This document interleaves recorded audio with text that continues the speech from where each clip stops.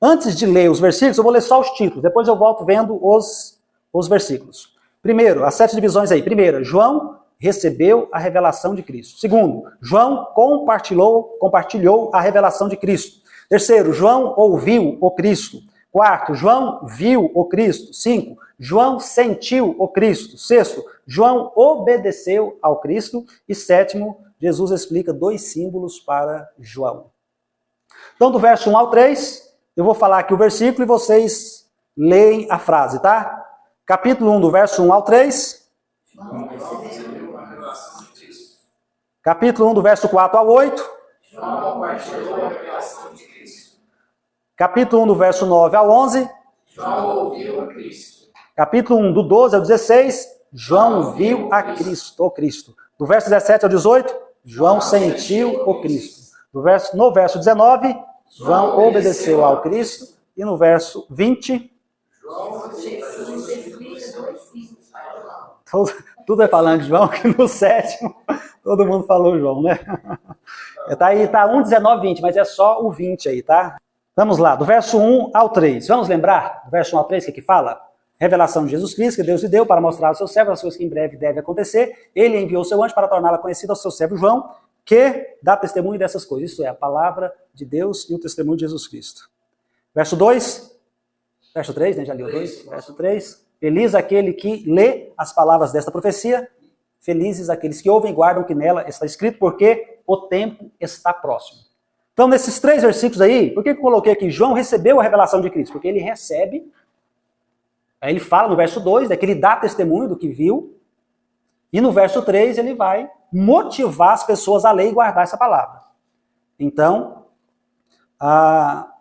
olha aí o que eu escrevi. A revelação de Jesus Cristo é necessária para o novo nascimento, isto é, salvação. Isso aqui é muito interessante. Por quê? Porque tem gente na igreja que tem a, entre aspas, religião evangélica, mas ainda não nasceu de novo.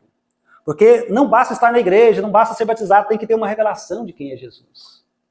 Quando você vê uma pessoa que ainda não teve essa revelação, mesmo estando na igreja, mesmo sendo batizado, mesmo às vezes até sendo obreiro, e eu diria que, não aqui na nossa igreja, mas no Brasil deve ter pastores exercendo cargos que não nasceram de novo. Por isso, de vez em quando, você vê algum pastor dando escândalo, porque ele tem uma religião, mas não nasceu de novo. Não quer dizer que toda pessoa que cai em pecado não nasceu de novo, não é isso.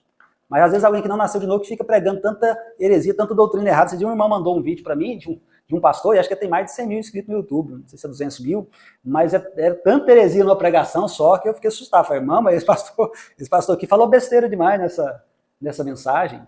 E, por exemplo, uma das coisas que o Apocalipse mostra muito, que Jesus é Deus, mas existe muita coisa perigosa na internet que fala que Jesus não é Deus. Existe um irmão aí na internet, não sei se ele é irmão, mas ele tem cerca de 30 mil seguidores no YouTube, e ele fala que o Evangelho de João tem que ser tirado da Bíblia, que ele não é inspirado. E o Evangelho de João e Apocalipse são os 2 dos livros mais lindos da Bíblia, são 2 dos meus livros preferidos da Bíblia. E eles são 2 livros muito fortes. Quando você vai ler, como nós temos visto aqui, ele não tem como negar que Apocalipse é um livro inspirado por Deus. Agora, olha só, né, a primeira coisa, a revelação de Jesus é necessária para a salvação. Contudo, a revelação de Cristo deve ser um processo contínuo na vida do cristão. Por isso que Paulo, já com tanta experiência com Deus, tendo ido ao terceiro céu, ele vai dizer em Filipenses 3, eu desejo conhecê-lo, o poder da sua ressurreição, a comunhão dos seus sofrimentos. Prossigo para o alvo, para o conhecimento de Cristo Jesus. O alvo dele era conhecer mais de Cristo. Olha que coisa bonita, né? Por isso ele fala, sejam meus imitadores como eu sou de Cristo.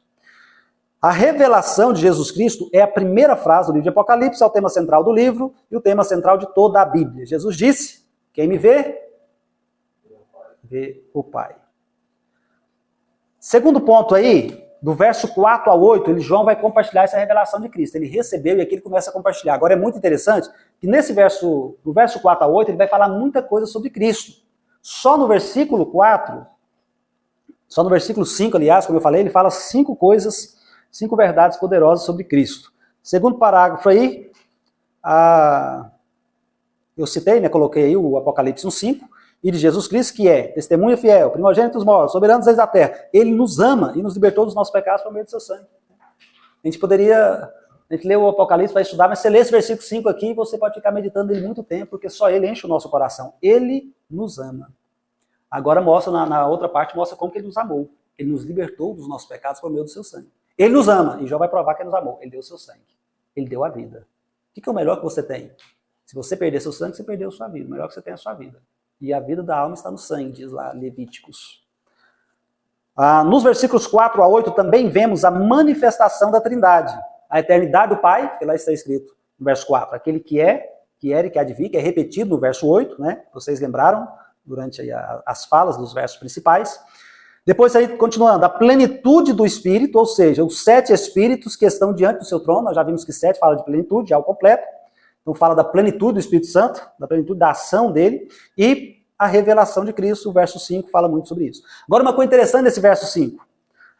João fala no verso 5 sobre o ofício triplo de Cristo. O que é isso? Olha esses 3 ofícios de Cristo, que é muito interessante isso na Bíblia. Porque isso é mostrado de forma em tipos, chamado de tipos no Antigo Testamento, profeta, rei, sacerdote. E aí Cristo, ele carrega em si mesmo esses 3 ofícios, profeta, rei e sacerdote. No Antigo Testamento, tinha um profeta, vamos pensar no tempo de Davi. No início do reinado de Davi, tinha Davi, ou no Saul. Tinha Saul, tinha Samuel, né, e tinha o sacerdote.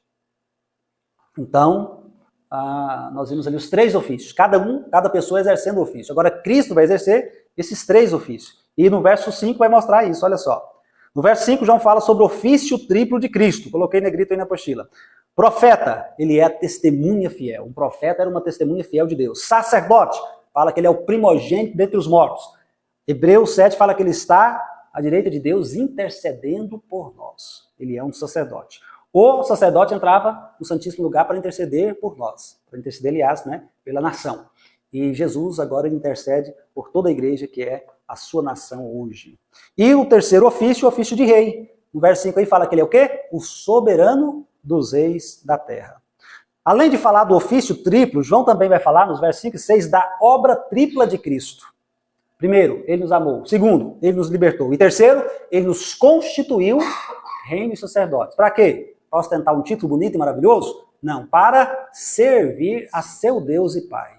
Opa! Então o verso 5 termina falando algo lindo. Ele nos ama e nos libertou dos nossos pecados por meio do seu sangue. Mas o início do verso 6, e nos constituiu reino e sacerdotes. A obra tripla de Cristo, amar, libertar e nos constituir reino e sacerdotes. Só que aí entra também a nossa função. O sacerdote tinha que fazer o quê? Ele tinha que servir a seu Deus e Pai. Não é que fala aqui? Para servir a seu Deus e Pai. Você foi constituído um sacerdote, não para esquentar o banco da igreja, mas para servir o seu Deus e Pai. É servir ao Senhor com alegria, diz o Salmo 100.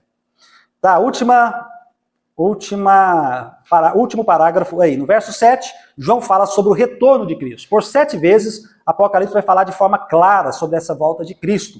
Que nesse versículo 7 é a primeira vez dessas 7 vezes. No último capítulo, vai falar por 3 vezes de forma clara sobre esse retorno de Cristo. Também quando Jesus está escrevendo para as 7 igrejas, para 2 delas, Jesus fala claramente sobre o seu retorno. Aliás, para 3 delas, Sardes, Filadélfia e Tiatira. Amém, queridos? Amém. Tá, a próxima... Antes de entrar na próxima divisão, vocês podem observar que para ter uma contínua revelação de Cristo e compartilhar sempre essa revelação, você vai precisar de 4 coisas. Vamos lá? Ouvir a Cristo, ver a Cristo, sentir o Cristo e obedecer a Cristo. Agora vocês notam o que eu coloquei aqui? Para ter uma contínua revelação de Cristo. Receber e repartir. Está sempre recebendo e repartindo a revelação de Jesus. Você vai precisar dessas 4 coisas. Ouvir o Cristo, ver o Cristo, sentir o Cristo e obedecer a Cristo. Agora, essas 4 coisas são mostradas na continuação do capítulo 1 de Apocalipse, e é isso que nós vamos ver. Todo esse restante, João ouvindo, vendo, sentindo e obedecendo a Cristo. João ouviu Cristo, verso 19. Aliás, verso 9. Eu, João, irmão... a próxima parte aí. Eu, João, irmão e companheiro de vocês em 3 coisas. No sofrimento, o reino e na perseverança de Jesus, estava na ilha de Pátimos por causa da palavra de Deus e do testemunho de Jesus. No dia do Senhor achei-me em espírito e ouvi por trás de mim uma voz forte como de trombeta. Então João ouviu a voz do Senhor. Como é importante isso, irmãos. O verbo ouvir vai aparecer muito nesse livro de Apocalipse. Por várias vezes, João vai dizer, eu ouvi um anjo forte dizendo, eu ouvi uma voz vinda do altar, eu ouvi um ser vivente dizendo. Então, João ouviu muito nesse livro de Apocalipse. Para ter uma revelação de Jesus, você precisa ter ouvidos para ouvir. E para todas as igrejas, as 7, Jesus vai dizer o quê? Quem tem ouvidos, ouça o que o Espírito diz às igrejas. Que Deus possa nos dar, como deu a João, ouvidos para ouvir. Agora é interessante, no verso 9 ele fala, companheiro de vocês, no sofrimento, no reino e na perseverança de Jesus. Eu acho bonito isso aqui, João, né, ele tem esse coração de saber que sofrer era parte do propósito, do chamado de Deus. O apóstolo Paulo falou, importa-nos em muitas tribulações entrar no reino de Deus. O sofrimento faz parte do processo de Deus trabalhar na nossa vida. Olhamos para a vida de Jó e vemos ele passando por um grande sofrimento. Mas no final o que ele fala? Com os ouvidos eu ouvia falar de ti, mas agora os meus olhos te veem. Por isso eu me arrependo no pó e na cinza. Mas agora eu estou tendo uma experiência real contigo. Então o sofrimento nos ajuda a ter mais experiência com o Senhor. O sofrimento nos ajuda a ter o caráter formado. Por isso a Bíblia diz, tenham por motivo de grande alegria o passar por várias provações, sabendo que a prova da vossa fé produz a perseverança. E a perseverança deve terminar a sua obra para que vocês sejam maduros e completos. Uma outra coisa interessante que eu coloquei na apostila de vocês, no verso 10, achei-me no Espírito. Lá em João capítulo 4, João fala que ele viu uma porta aberta no céu, ele ouviu uma voz como de trombeta, como a voz que falou no início com ele, com trombeta, dizendo, suba para cá, que eu te mostrarei as coisas que vão acontecer depois dessas coisas. Aí no verso 2 ele fala assim, imediatamente me vi tomado pelo Espírito. Nesse verso 10 ele fala, achei-me no Espírito. Em Apocalipse 4, 2 ele diz, achei-me, imediatamente me vi tomado pelo Espírito. Isso fala muito comigo. Por quê, irmãos? Porque uma coisa é você ter o Espírito, outra coisa é o Espírito ter você. Uau, isso é forte. Se você for embora só guardando essa frase aqui, já valeu a aula de hoje. Uma coisa é você ter o Espírito, outra coisa é o Espírito ter você. Ser cheio do Espírito é a plenitude do Espírito possuindo você em plenitude, possuindo você por inteiro. Uma coisa é você ter o Espírito, outra coisa é você ser cheio do Espírito. Olha só, vamos lá. Achei-me no Espírito, imediatamente me vi tomado pelo Espírito. E eu escrevi algumas coisas aí que eu achei legal. Ser achado no Espírito, ser tomado pelo Espírito, ser cheio do Espírito, ser tocado pelo Espírito, ser guiado pelo Espírito, ser dominado pelo Espírito, ser impulsionado pelo Espírito, ser inspirado e motivado pelo Espírito. Essas são características altamente preciosas para um verdadeiro cristão. Às vezes o Espírito Santo vai te impulsionar. Paulo queria ir pregar numa cidade, o Espírito não permitiu, diz Atos 16. Até que à noite ele teve uma visão e alguém dizia, passa a Macedônia, ajuda-nos. Aí ele entendeu que era Deus falando com ele, ele ouviu a voz de Deus e ele foi pregar. E de fato, a primeira cidade da Macedônia que ele pregou foi em Filipos, onde as portas se abriu, lá no cárcere muita gente se converteu e se levantou uma igreja grande naquela cidade, chamada Igreja dos Filipenses. E é uma igreja que ajudou Paulo no ministério, no Filipenses capítulo 4, Paulo fala, olha, vocês me ajudaram não só uma vez, mas mais de uma vez, me enviaram uma oferta generosa enquanto eu estava em outras igrejas, e aquela igreja de Filipenses foi uma das igrejas que deu mais alegria a Paulo. E Paulo fala muito sobre alegria para aquela igreja. Enquanto outras igrejas como Corinto, como os Gálatas estavam dando muito trabalho para Paulo, Filipenses deu muita alegria para Paulo. Por quê? Porque ele ouviu a voz de Deus. Então, queridos, que Deus nos ajude a ser sensível à voz dele. Hoje aconteceu algo interessante comigo. Eu fui orar e quando eu ajoelhei para orar, eu senti o Espírito Santo me dando direção para orar. E era uma oração até parecida com o que você está falando ali, de confiar mais em Deus e deixar Deus cuidar e prover, né, na sua vida. Eu fiz uma viagem para Paraguai, Argentina. Logo que eu cheguei de Goiânia, voltei para cá e eu não tinha R$500, era para a viagem. Era uma viagem de uns R$5.000 e eu não tinha R$500, né? Mas Deus foi abrindo portas, uma pessoa abençoou com 1.000, outra abençoou com tanto, a igreja ajudou com tanto e tal. E graças a Deus eu pude ir totalmente dependente de Deus, porque com os meus recursos eu não poderia ter feito aquela viagem. Então, Deus, a gente ter essa confiança maior em Deus, e quando você ouve o Espírito, ele vai te levando a níveis mais elevados. É o que acontece com João. João vai ouvindo tanto a Deus, tendo tanta intimidade com Deus, que uma hora ele foi levado para o céu. Isso aconteceu com Paulo, né? 2 Coríntios 12, ele fala de quando ele foi para o céu. Isso aconteceu com Enoque, que foi para o céu e não voltou mais. Andou Enoque com Deus e já não era, porque Deus para si o tomou. Um dos meus versículos preferidos da Bíblia, Gênesis 5:25. Ok, no 1.10 aí, trombeta. No versículo 10 vai aparecer pela primeira vez a palavra trombeta. E a trombeta era muito usada no Antigo Testamento. Às vezes para anunciar o início de uma guerra, para convocar o povo para as festas, ou para chamar o povo para um momento de adoração, ou para momentos de guerra.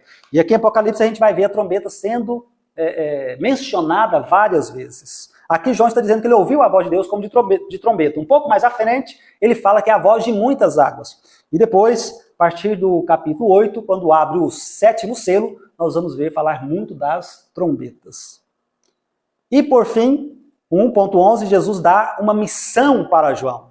Eis aqui a missão de João: escreva, receber e compartilhar a revelação de Cristo. Qual era a missão de João? Receber a revelação de Cristo e compartilhar. Como que ele faria isso? Escrevendo. Olha, irmãos, eu tenho pensado muito uma coisa. Quando você escreve, você registra. Essa apostila do Apocalipse, como eu escrevi ela está registrada. A gente pode fazer muitos estudos sobre ela. Talvez vire um livro, se Deus assim desejar e permitir. Então eu tenho pensado muito como é importante essa questão de escrever. Lucas! Quantos milagres Lucas fez na Bíblia? Você não vê falar de nenhum sinal de Lucas. Quantas almas Lucas ganhou na Bíblia? Você não vê falar de Lucas ganhando nenhuma alma. Mas escute isso. Lucas é o maior escritor do Novo Testamento em termos de quantidade. Lucas escreveu Atos e o Evangelho de Lucas. E esses dois livros juntos dá mais do que em volume do que as 13 cartas de Paulo. Então Lucas era um grande pesquisador. Ele não tinha o dom de milagres, o dom de ganhar almas de evangelista, mas ele era um pesquisador. Ele estudava, ele anotava. Quando ele vai escrever no início de Lucas e de Atos, ele fala algo parecido. Fiz o primeiro tratado, ó excelentíssimo Teófilo a ti. No Lucas ele fala, eu pesquisei muito e tal. E você vê que o evangelho dele é mais profundo do que o de Mateus e de Marcos. E Mateus era discípulo, era um dos 12 apóstolos. Marcos era amigo de Pedro, mas o evangelho de Lucas é mais profundo. Por quê? Porque ele fez uma pesquisa, porque ele estudou, ele viajou com Paulo em muitas cidades. Ele viajou com Paulo em 2 viagens missionárias ou mais. Ele foi escrevendo. Às vezes o seu dom não vai te colocar lá na frente para todo mundo te ver. Às vezes você vai ficar nos bastidores, mas se você fizer bem feito, pode ter um fruto muito maior do que você imagina. Pensemos aqui, tem professores de crianças. Às vezes é uma alma, uma criança ali que você vai ganhar, que pode ser um grande pregador no futuro. E pode ser um grande ganhador de almas no futuro. E quando ele chegar lá no céu, e Deus for dar o galardão dele, ele vai chamar Marluí, Tatiane, vem cá, Rosilene, vem cá. E vai ali, esse grande pregador que ganhou muitas almas, vocês lançaram a semente. E os frutos durarão por muito e muito tempo. Na hora de distribuir o galardão, nós vamos ter muitas surpresas como essa, surpresas agradáveis. Capítulo 1 aí, do versos 12 a 16. João viu o Cristo. Nessa passagem, João vê e descreve a Jesus. Irmãos, é muito interessante, porque no verso 12 fala, voltei-me para ver quem falava comigo, e voltando eu vi 7 candelabros de ouro. Lá no verso 20, Jesus vai explicar o que significa esses 7 candelabros, que são as 7 igrejas. Então, quando João ouve a voz de Jesus e volta, se vira para ver Jesus, ele não vê primeiro Jesus, ele vê primeiro a igreja. Ele vê primeiro os 7 candelabros. Tem muita gente que quer menosprezar o valor da igreja. Tem muita gente que quer falar que você pode ficar sem igreja e ficar só congregando sozinho em casa ou virtualmente nas redes sociais. Se você estiver sozinho no lugar do mundo, numa ilha, não tiver como congregar com outros irmãos, tudo bem. Mas se você está numa cidade onde tem igreja, onde tem outros servos de Cristo, porque João, antes de ver Jesus, ele viu a igreja. Muitas vezes nós vamos ver a igreja e lá no meio da igreja, como aconteceu com João, aí ele fala no verso 13, então eu vi no meio dos 7 candelabros, no meio da igreja é que eu vi Jesus. Não foi assim conosco? Alguém nos convidou, a gente veio para a igreja, e aqui no meio da igreja, no meio dos 7 candelabros, é que a gente viu Jesus, é que a gente conheceu Jesus. Então João viu esse Jesus, descreve ele, e vi no meio dos 7 candelabros alguém semelhante a um filho de homem. Isso se refere a uma descrição do Messias em Daniel, capítulo 7, alguém semelhante a um filho do homem. E ele fala cujas vestes desciam até os seus pés. Isso fala de um aspecto sacerdotal de Cristo, mediador diante do Pai em nosso favor, vivendo sempre para interceder por nós, como diz Hebreus. E no final do verso 13, João fala também que os seus, ao redor, tinha um cinturão de ouro ao redor do seu peito, ainda ligado à figura do sacerdote. No verso 14, ainda continuando a descrição de Jesus, João fala, o seu cabelo aliás, a sua cabeça e os seus cabelos eram brancos como a lã, tão brancos quanto a neve. Isso não fala de velhice, isso fala da eternidade de Cristo. E os seus olhos eram como chamas de fogo.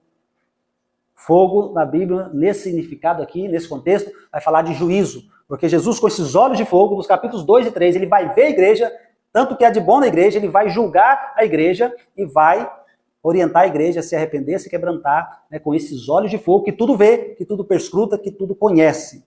Existe aí no mundo, né, o olho que tudo vê, mas se referindo a outras coisas, mas na verdade os olhos que tudo veem são os olhos de Jesus, porque a Bíblia diz que os olhos do Senhor contemplam toda a terra, né, e que os olhos do Senhor veem também os bons e os maus, e também diz Hebreus 4:13 que todas as coisas estão nuas e patentes, claras e evidentes aos olhos daquele a quem havemos de prestar contas. Então, verso 14 fala sobre isso, o verso 15 fala que os seus pés eram como bronze numa fornalha ardente. Esse bronze também vai falar de julgamento, numa fornalha ardente, e a sua voz como a voz das muitas águas. Veja que no verso 11, João fala da voz de Cristo como voz de trombeta, verso 10. E agora, aqui no verso 15, ele está falando também de Jesus com a voz como a voz de muitas águas. Isso nos lembra do Salmo 29. A voz do Senhor despedaça o cedro dos livros, a voz do Senhor ressoa, a voz do Senhor é como a voz das muitas águas. E no verso 16, João vai falar que, vai descrever Jesus dizendo que ele tinha na sua mão direita 7 estrelas. O que são essas 7 estrelas? O próprio Jesus explica no verso 20, né, que as 7 estrelas são 7 anjos das 7 igrejas. Esses anjos são anjos espirituais, não porque Jesus manda eles se arrependerem. Então eram os pastores, os líderes daquela igreja. Os anjos do céu não precisam de arrependimento. E para os anjos caídos não há mais arrependimento. Ele tinha na sua mão direita 7 estrelas. E, o que mais que fala aí? O verso 16. Da sua boca saiu uma espada afiada de 2 gumes, o poder da palavra. E a sua face era como o sol quando brilha no seu maior fulgor. Olha aqui a glória de Cristo, o brilho de Cristo. E João está vendo esse Cristo glorificado. E aí acontece com ele o que acontece com Daniel, quando Daniel teve uma visão no capítulo 8 de sua profecia e no capítulo 10. Aliás, se não me falha a memória, o capítulo 7 e o capítulo 10, quando Daniel também, depois de ter a visão, ele cai como morto, ele fica sem forças. Capítulo 1 de Ezequiel mostra Ezequiel também tendo uma visão e caindo, ficando sem forças. Então João, no verso 17, ele vai dizer, quando ouvi, eu caí aos seus pés como um morto. Interessante que João era o discípulo amado, era o amigo íntimo de Jesus. Ele já tinha visto a glória de Deus no milagre na casa de Jairo. Ele já tinha visto a transfiguração de Jesus quando Moisés e Elias aparecem com ele. Ele já tinha tido profundas experiências com o Senhor. Mas aqui ele tem uma experiência mais profunda de revelação de Cristo. E ele fala, eu caí a seus pés como o morto.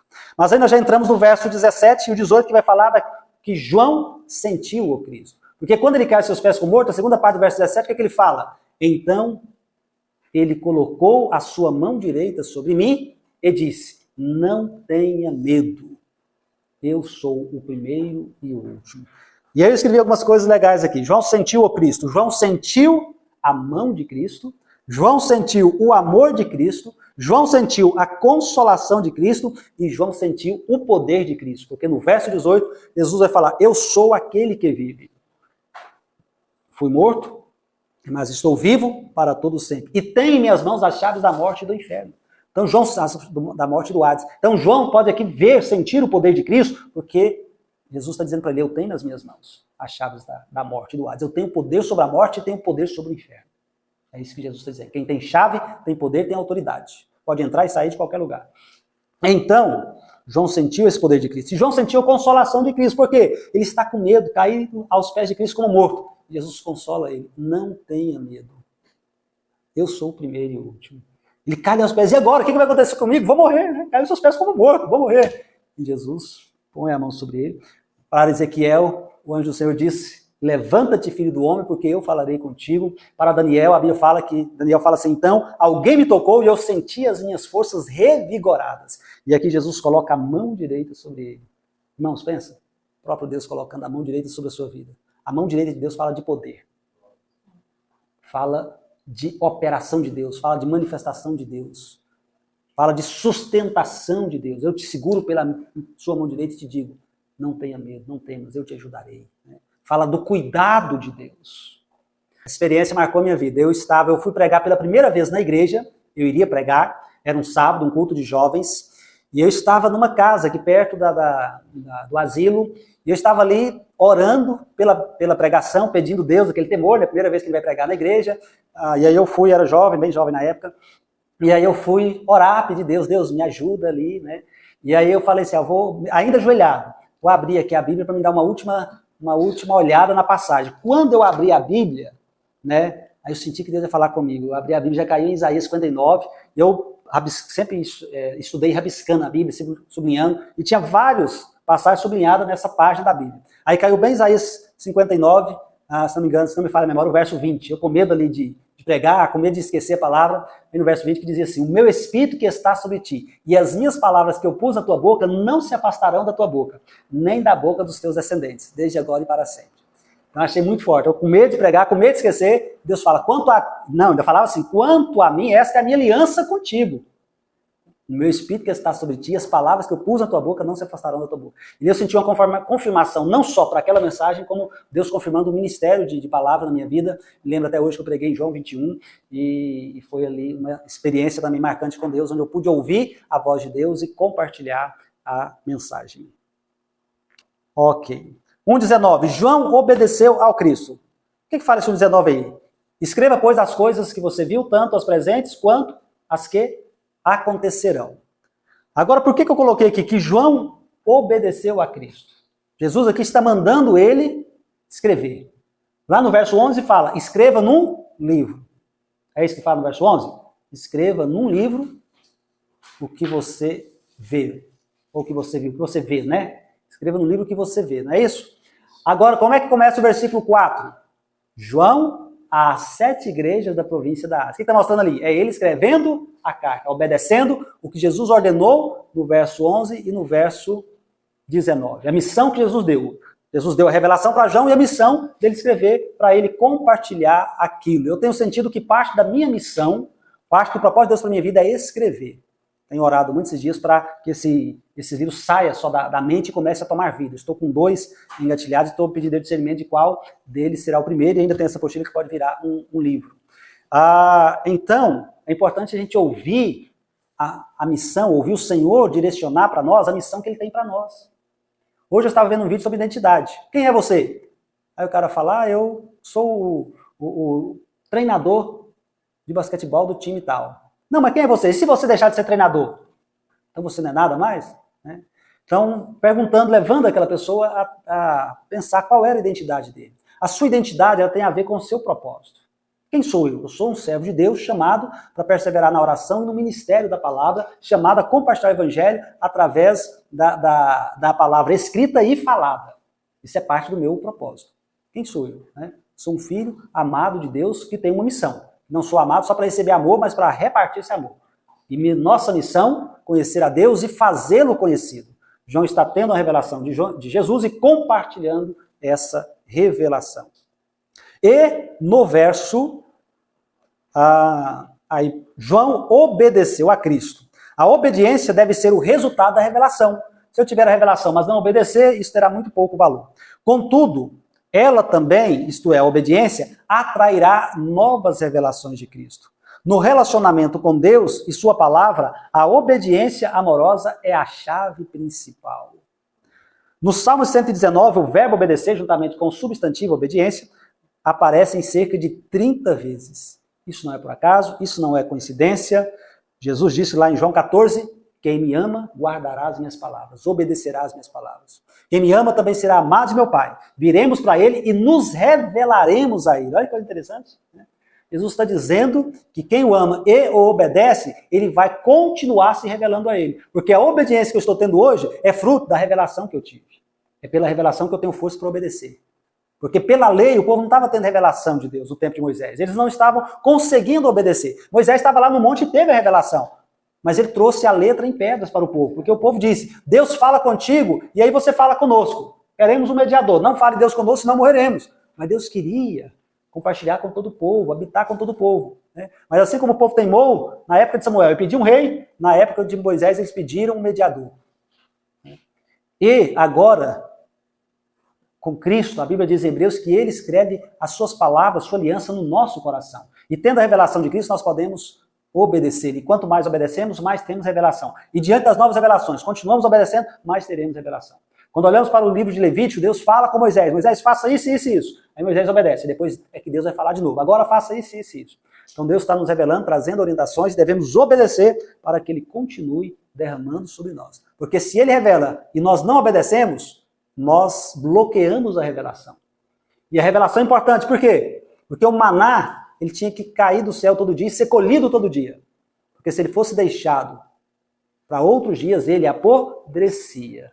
E se nós ficarmos só com revelações antigas, chega uma hora que nós vamos estar só com maná podre. Por quê? Porque aquilo nos alimentou, mas agora a gente precisa de um maná novo. A comida de ontem serviu para ontem, talvez um pouco para hoje, mas hoje já precisamos nos alimentar de novo. Assim como o nosso corpo precisa de um alimento contínuo, o nosso espírito também precisa ser continuamente alimentado com o maná do céu, com o maná fresco, com uma revelação fresca, com a palavra de Deus viva. Por isso é importante ler a palavra de Deus todos os dias. E por último, Apocalipse, capítulo 1, verso 20. Jesus explica 2 símbolos para João. Isso aqui é muito interessante porque no livro de Apocalipse, alguns símbolos serão explicados no próprio livro e outros símbolos serão explicados por outros livros da Bíblia. Porque a regra de ouro da interpretação bíblica é que a Bíblia interpreta a própria Bíblia. Então uma passagem deve ser interpretada à luz de outra. E aí, Jesus vai dizer, este é o mistério das 7 estrelas que você viu na minha mão direita e dos 7 candelabros.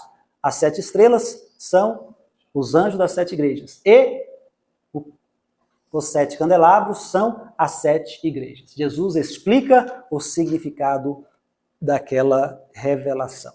Amém, queridos? Aleluia. Eu abro para vocês agora, tanto para perguntas, quanto para você fazer algum comentário de alguma coisa que você achou interessante aí.